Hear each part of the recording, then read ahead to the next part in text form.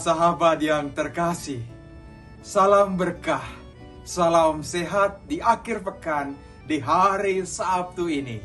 Bagaimana perjalanan selama sepekan ini? Capek, penuh sukacita, atau begitu banyak cobaan? Apapun yang kita alami perjalanan hidup ini, mari kita bersyukur, berhenti sejenak, dan biarlah kita perlu diisi dengan semangat baru. Khususnya Sabda Hidup hari ini yang diambil dari Injil Markus bab 6 ayat 30 sampai 34. Saya masih ingat para sahabatku yang terkasih, ketika di seminari dulu seorang pastor bernama Pastor Mikael Ambong SVD. Orangnya sangat to the point, keras memang kata-katanya, tetapi sangat berisi. Dia sering mengingatkan kami, jangan sampai kita megah di luar, tetapi morat-marit di dalam.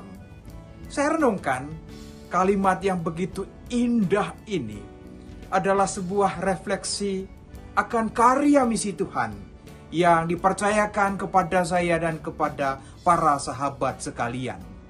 Misi yang kita buat mestinya ada refleksi, ada aksi, dan kembali lagi refleksi.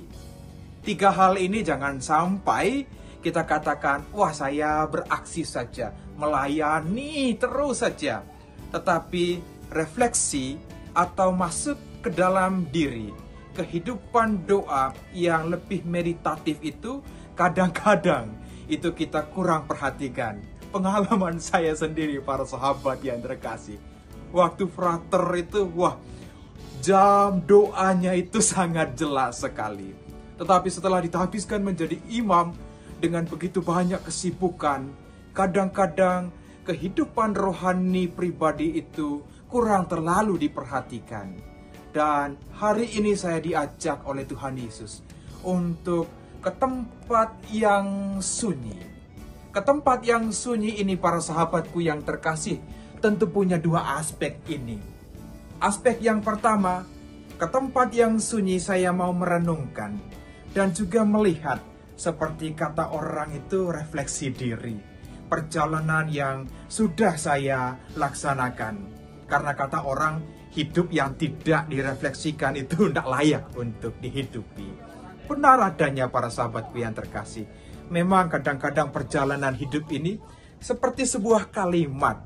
Tidak langsung titik, koma dulu. Perjalanan saya dan para sahabat sepekan ini, khususnya di akhir pekan ini, adalah waktu yang memungkinkan saya, memungkinkan kita semua untuk kembali kepada diri kita. Tanyalah kepada diri, apa yang sudah saya perbuat? Apa makna perjalanan hidup saya selama ini? Inilah pertanyaan-pertanyaan reflektif yang membantu kita. Nah, yang kedua para sahabatku yang terkasih, ke tempat yang sunyi bukan berarti gini, kita menolak keramaian. Kita menolak apa yang disebut dengan karya tugas kita ke tempat umum. Sama sekali tidak. Tentu terbuka ke tempat yang sunyi sambil juga mempersiapkan diri dengan energi yang baru melayani ke lapangan. Itulah hidup karya misi.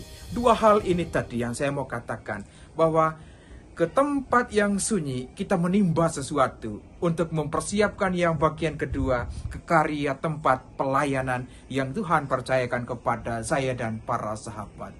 Karena itu, mari ambil waktumu di akhir pekan ini khususnya untuk masuk ke kedalaman hati, mendengar suara Tuhan, mendengar bisikan Tuhan. Karena kita percaya bisikan itu tidak muncul dari dalam keramaian begitu saja.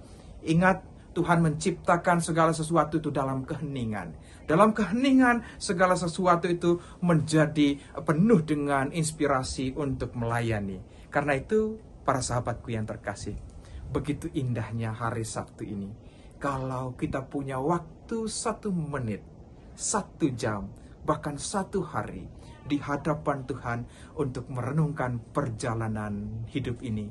Sehingga di hari Minggu besok atau di hari-hari yang lain dengan penuh semangat energi yang baru melayani Tuhan, melayani sesama untuk kemuliaan Tuhan, keselamatan diri kita sendiri. Teruslah melangkah para sahabatku yang terkasih. Sabda Tuhan, sabda hidup. Tuhan Yesus memberkati. Bunda Maria merestui. Amin.